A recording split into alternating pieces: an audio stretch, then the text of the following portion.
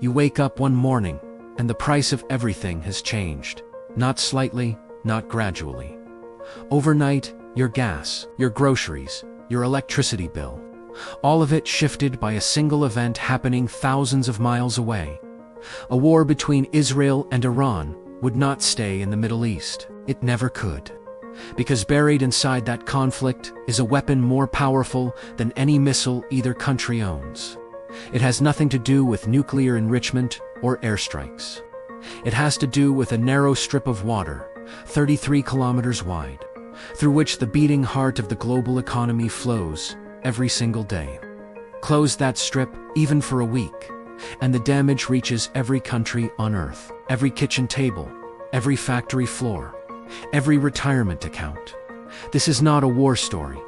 This is an economics story, and it is far more frightening than the missiles. The world consumes 100 million barrels of oil every single day. Nearly 21 million of those barrels, more than 1/5 of global supply, pass through the Strait of Hormuz. There is no pipeline large enough, no alternative route fast enough, to replace what moves through those 33 kilometers of water. Iran has known this for decades. Its entire deterrence strategy rests on one calculated threat. If you strike us, we close the strait. Not forever. Just long enough for the economic pain to become politically unbearable. Every classified war plan ever written about a conflict with Iran contains the same two words in the opening paragraph. Oil shock, not as a side effect. As Iran's primary weapon, the missiles haven't even stopped falling on day one when the oil market collapses into chaos before a single tanker is touched. Algorithmic trading systems across London, New York, and Singapore execute crisis protocols simultaneously. Oil futures spike $20 a barrel in 11 minutes, not because supply has changed, because fear has entered the market. By hour 6, insurance companies suspend coverage for tankers in the Persian Gulf. The strait does not need to be physically blocked to stop working. It just needs to be uninsurable. By hour 18, tankers are already turning around. Oil closes day 1 at $140 a barrel. It opened that morning at $83. The war is less than 24 hours old, and the economic damage is already historic. Within 72 hours, airlines begin emergency repricing. Long-haul routes disappear. Ticket prices double. Within 1 week, Chinese factories begin rationing power as the world's largest oil importer faces a severe supply crunch. The price of electronics, clothing, pharmaceuticals, everything that moves by sea begins climbing. Within 2 weeks, food prices follow. Modern agriculture runs entirely on oil, fertilizer, diesel tractors, refrigerated trucks. A sustained oil shock does not just raise the price of driving, it raises the price of eating.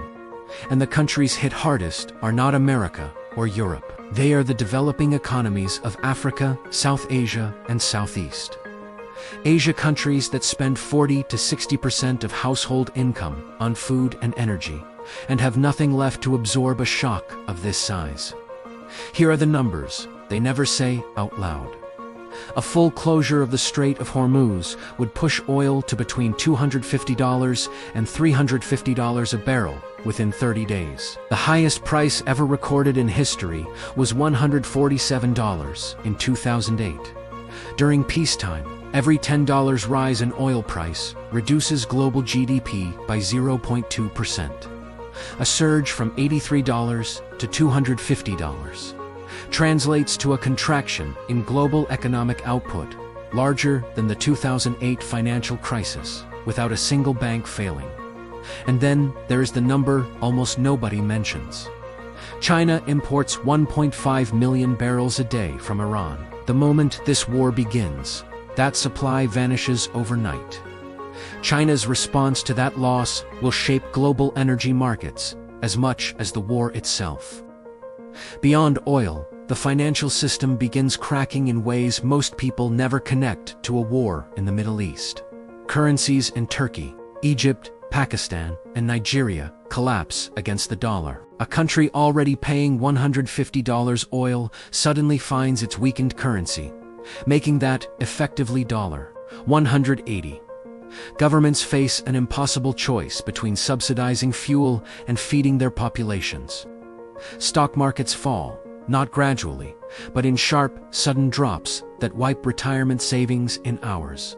And unlike 2008, unlike COVID, this shock has no clear end date. It ends when the war ends, and nobody can tell you when the war ends.